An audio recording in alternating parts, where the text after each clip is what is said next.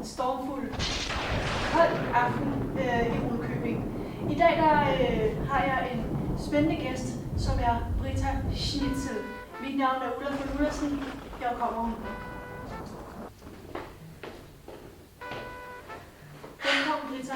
Mange tak. Glad for, at du er kommet. Jeg er glad for at være her i det gode selskab. Ja. Britta, du arbejder jo for De Unges Avis. Det kan man jo så godt sige, det gør jeg. Det har simpelthen været en stor del af de her oprørske unge, som vi nu har set i over en måned. Ulla, de er ikke bare oprørske, de er rebelske, og de er højlytte. Jeg ved ikke, hvor de kom fra. Men Britta, kan du ikke fortælle lidt, hvad er det, de kæmper for? Jo, altså... De kæmper for en hel masse, Ulla. Det kan jeg godt se. Nogen af os, der kan finde ud af, hvad der er meget delte meninger. Ja, simpelthen. Men der var en rigtig masse larme unge i lille stille Danmark her. Ja. Det er jo har du nogensinde set en masse unge? Det er noget, vi ikke har set med til før siden punkertiden, synes jeg. Ja, det vil jeg give dig helt ret i. Og de minder mere og mere om punker.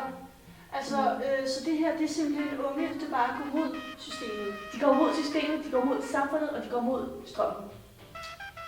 Simpelthen.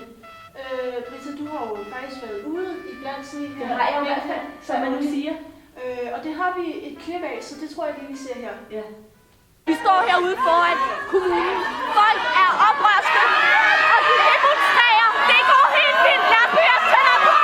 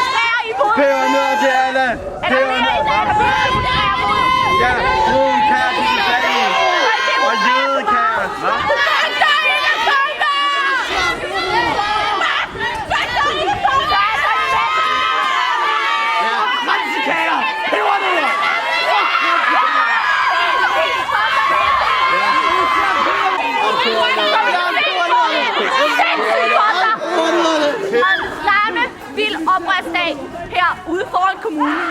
Folk er vilde. Tilbage til studiet.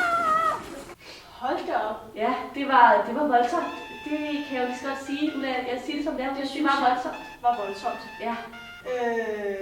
Altså, jeg synes egentlig også, at det virker som om, at du ikke kan få meget et svar ud af den her høje. De var rigtig vilde, og de var frustrerede, og de var fyldt med alt muligt, og de vidste ikke helt finde rundt i det hele. Simpelthen. Det var lidt forvirrende, må jeg sige. Der er et spørgsmål, som jeg tror, vi alle sammen tænker på. Hvad sker der med deres frisyrer? Ja, det er et godt spørgsmål. Det er det, Ulla. Vi har ikke set magen. Vi har ikke set magen siden 80'erne, Ulla. Nej.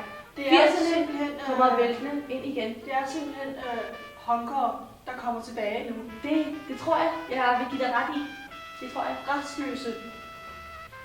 Meget restløse og respekt. Britta, jeg vil gerne sige mange tak, fordi du var med i det selskab her i aften. Nyd det stormende vejr. Jeg skal prøve. Ha' det godt, ikke? Mange tak.